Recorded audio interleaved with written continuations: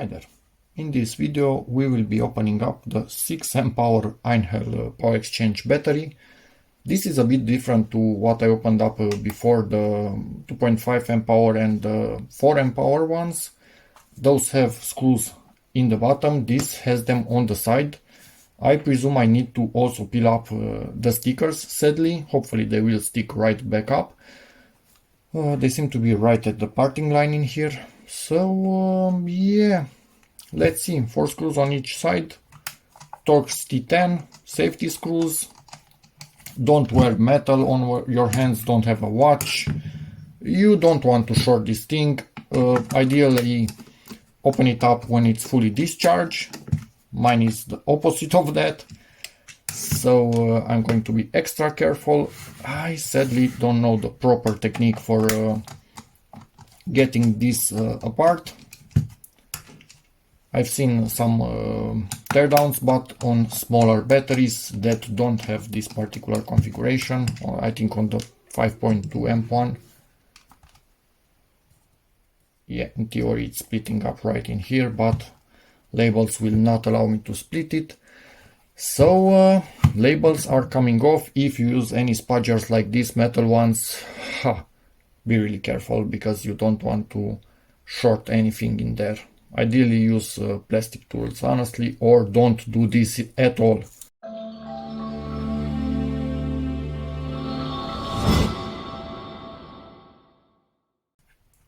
And my camera just cut off because it ran out of battery. I was saying I'm doing this video so you don't need to do it yourself, but don't play around with lithium batteries. They can do a lot of damage. Yes, let me open up this other side and see how we continue from there. Let me see. I have no idea again for this particular battery. My phone is actually again running out of battery, so I need to solve that. Try with the spudger to get things apart. I don't like what I feel. I'm going to investigate and be back in a moment. I think my method was wrong. I should actually probably take out all of the screws. I don't know exactly how everything is connected internally, so if I only took the bottom ones, which I thought they are for this to spread apart, maybe it's not enough. So I will take them all out and go from there. Although, maybe I could be wrong, but hey, at least they seem to be the same type of screw, so we shouldn't have issues putting this thing back together in a wrong way or something like that, I hope.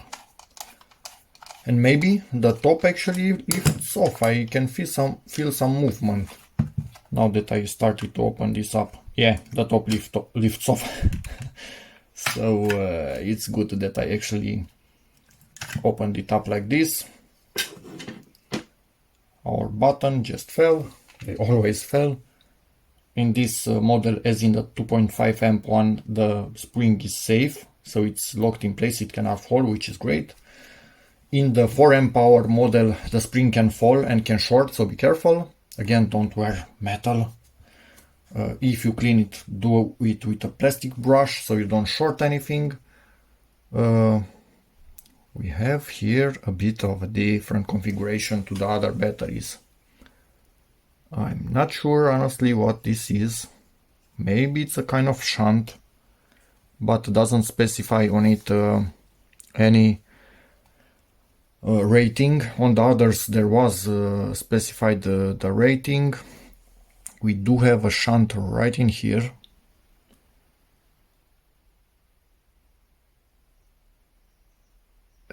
R00 1%. So it's a, or is it a R001? Really hard to tell. Could be. In theory, is that a resistor? Capacitor, all of them seem to have it. This one has a display instead of the LEDs, so a bit more complex electronics, and it also has two modes. 4 amp for bigger longevity, not fully charging the cells, or 6 amp for maximum capacity. And I'm expecting this to be the cutoffs when the battery is depleted, and probably they are also controlling the charging. I do not know that for a fact, and everything seems to be highly potted. In what teardowns I saw online of older EINHELL batteries, lots of stuff was still visible. Here, not so more. Let me try and give you a feel of what these things are. So we have P63D8A, and the other one seems to be something else, but also seems to be a pain to... I think now you can read it, but I cannot myself. Let me try MXP63D8AT. Both of them are the same component, but they have a different finish, maybe different batch or manufacturer, I don't think so, only probably a different batch. Or one of them got heated up a bit more. And the copper heatsink, quite beefy in this area. Let me see, now I don't think I can, I need to spread it apart now. So yeah, you need to take off the top before spreading this apart.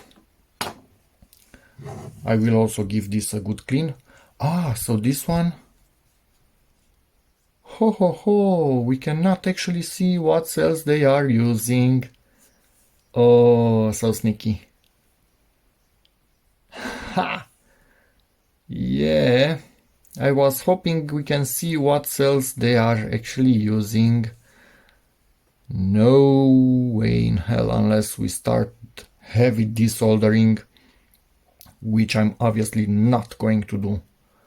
So basically the cell housing is also the housing of the whole battery. And the rest of it just a cover for the PCB and the sides of the battery. And here I think we have the temperature sensor. Yep, for sure that is... Man, this is quite annoying. How could I actually...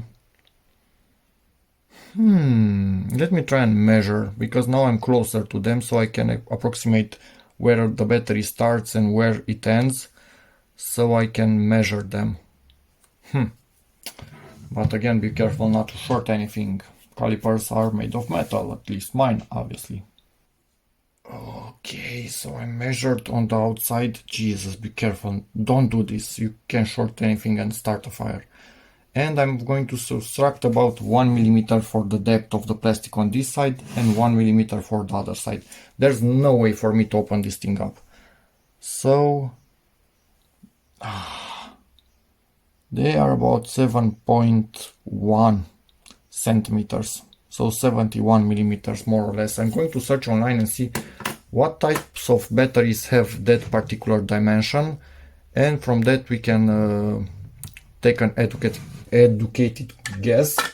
But let me just quickly show you as an idea. Come on, from the 4 amp model, which has 18650 cells, so 6.5 centimeters length.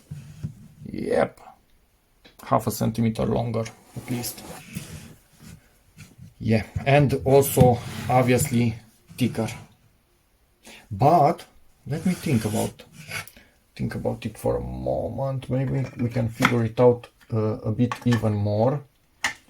So the length we know, but we don't yet know the diameter. But I have this particular battery. Again, I will have a video where I show all of batteries compared. Is this the same diameter of battery?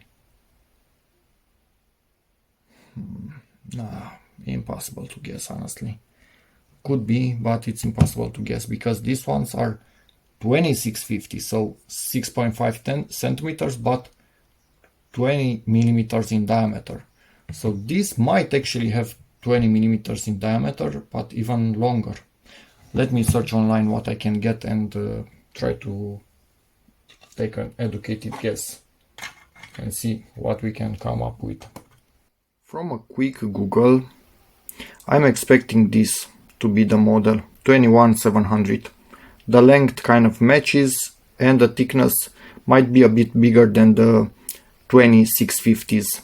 So yep, this could be the the diameter of the batteries and the model 21700. That's my best guess. They are not this one for sure, so probably this.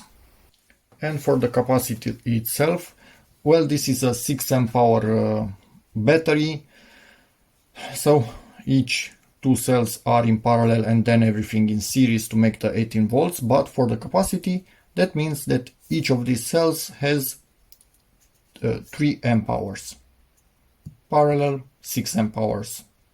So that kind of makes sense. Okay, that's good. And yeah, really hard to resell this battery. You kind of need to unsolder everything, and then you have these clips right here. When the battery is closed, not only the clips are keeping it together, also the screws go right through this hole and into the main plastic. Yeah, I like the construction of it. I really do like it. Sadly, we cannot see exactly the manufacturer and the battery model, but I think our educated guess is quite close to the reality.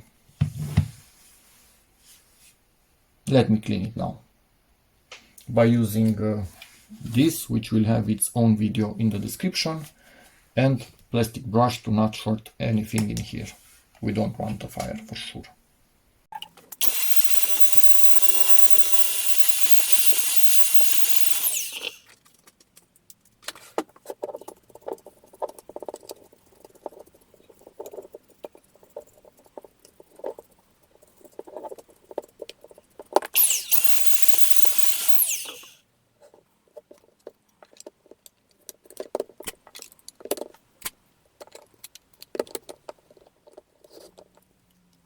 I was just mentioning on the video for the 8 amp hour that they don't close here quite nicely. As you can see, they bow out a little bit in the connection area, but nothing that we can do. They have a pin that goes from one to the other to align them.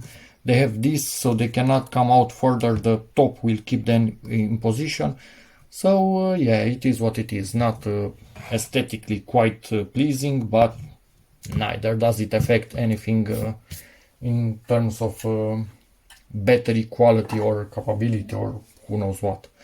So next, put the button in here. It will not go the other way around, so you cannot mess this up, but you can drop it. That's 100% possible. Make sure the spring goes in this hole.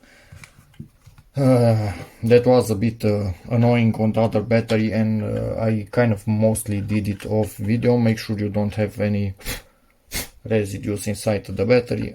We don't have any. Yeah, and kind of like this, drop the top into the bottom so you don't lose the switch in there, and make sure that the spring is in the correct position. It will try to open it up, but should be good. I will double check off video to make sure it's in the right position, but I think it is. And then put the screws, put the stickers, and we are done.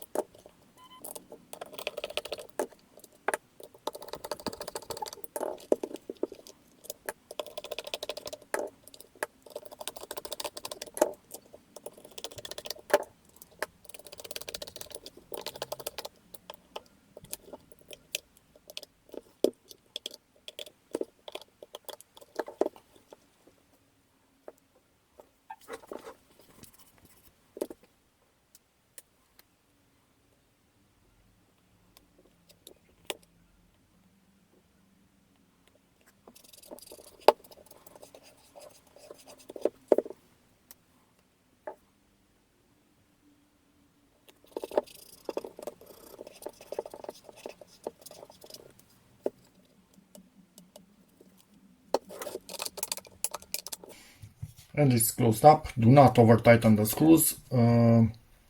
Something else, after being used for a while, because dust goes in everywhere, this has a higher chance of locking up if you press on the sides.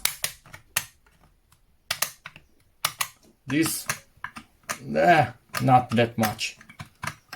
it does kind of feel like it's not supposed to do that, but doesn't lock up. But this from dust, it does. But yeah, obviously if you press it normally like a sane person, works perfectly. So there's that. You can see grime even in there a tiny bit. I did clean it up, but yeah, anyway, there's that. Or maybe it's also about tolerances. I can see a bit of a bigger gap in here than on this one. So maybe they adjusted a bit over time. This wobbles less than this. Who knows? Doesn't really mean anything. Let's charge this one also. And that's about it for the video. We can clearly see inside of this battery progress from the first ones. You can see even between generations from 6 amp hour to 8 amp hour progress and a little bit of change, although in the 8 amp hour the stickers are worse quality than in the 6 amp hours, which is weird, but hey, anyway.